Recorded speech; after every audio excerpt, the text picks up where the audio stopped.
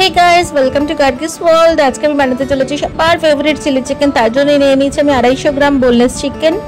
তার মধ্যে দিয়ে দিচ্ছি একটা আমি গোটা ডিম, দিয়ে দিচ্ছি আমি একটা হাফ পাতিলেবু। আমার কাছে বড় পাতিলেবু ছিল বলে আমি হাফ ইউজ করেছি, তোমাদের কাছে ছোট ছোট পাতিলেবু হলে তোমরা একটা গোটাও ইউজ করতে পারো।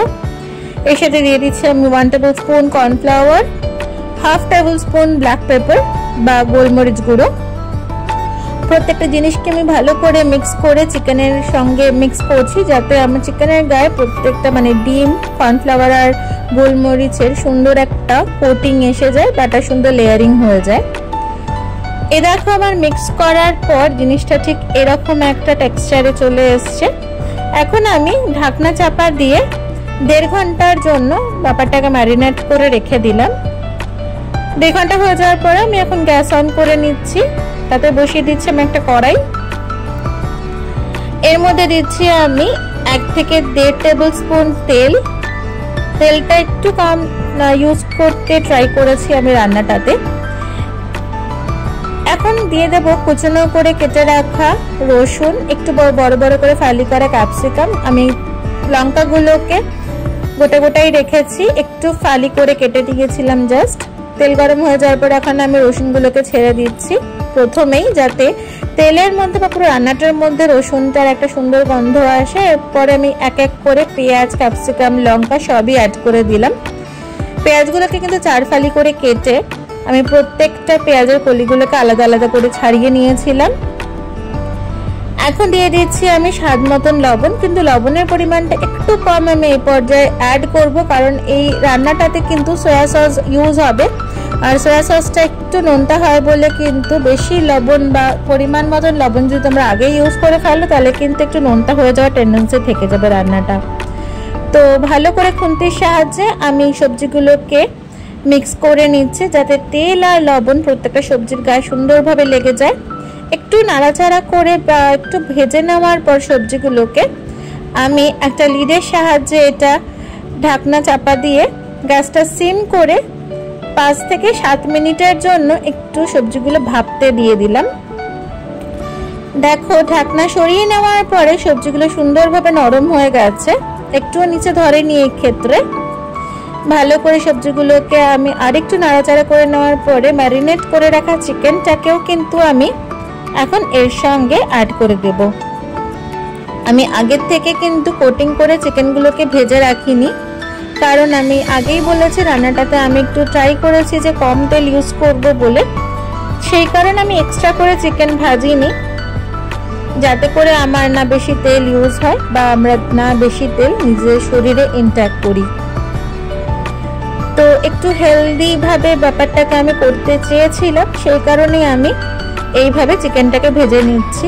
কোনো দরকার পড়ে না কিন্তু চিকেন আগের থেকে ভেজে রাখার, জানো তো। তোমরা এইভাবেও চিকেন কিন্তু করে দেখতে পারো চিলি চিকেনের জন্য। টেস্ট কিন্তু সেই একই পাবে বা একটু হলেও ভালো পাবে। তো এই পর্যায়ে আমি 1 টেবিলস্পুন মতন আদা বাটা অ্যাড করছি। তোমরা চাইলে এখানে কুচনো আদাও কিন্তু অ্যাড করতে পারো যদি অথেন্টিক চাইনিজ টেস্ট পেতে চাও। আদা বাটা দিয়ে কিন্তু ব্যাপারটা আমি ইন্দো চাইনিজ করে ফেললাম, তাই না? যাই হোক, আমি ভালো করে আদা বাটা দিয়েও এটাকে মিক্স করলাম। এরপরে এক এক করে আমি সস অ্যাড করব। দিয়ে দিচ্ছি টমেটো কেচাপ 2 টেবিলস্পুন। এরপর দেব সয়া সস। আমি সয়া সসও এখানে কিন্তু 2 টেবিলস্পুন মতনই ইউজ করছি। এই রান্নাটা কিন্তু টোটালি সসের খেলা, তাই না?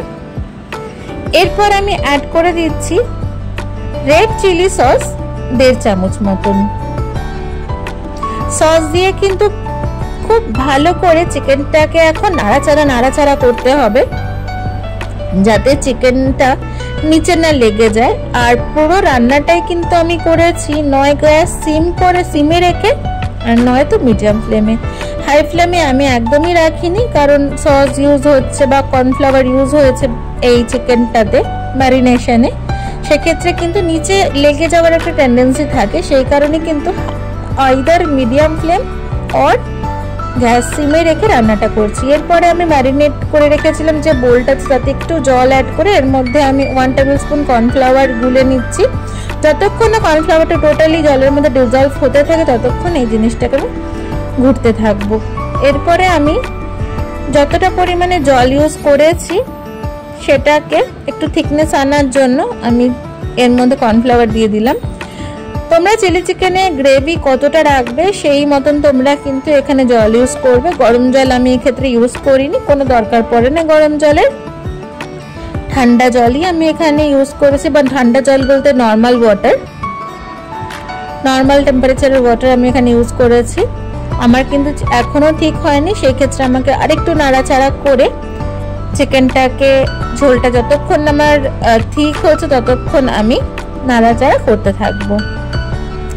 চিলি চিকেনের গ্রেভিটাই কিন্তু খুব সুন্দর খেতে লাগে, তাই না?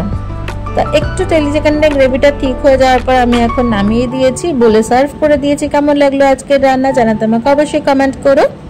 ভালো লাগলে চ্যানেলটাকে লাইক, শেয়ার আর সাবস্ক্রাইব করো। দেখা হচ্ছে তোমাদের সঙ্গে অন্য কোনো রান্না নিয়ে বা অন্য কোনো জায়গা নিয়ে বা অন্য কোনো জ্ঞান নিয়ে। টিল দেন টাটা, সবাই ভালো থেকো, সুস্থ থেকো।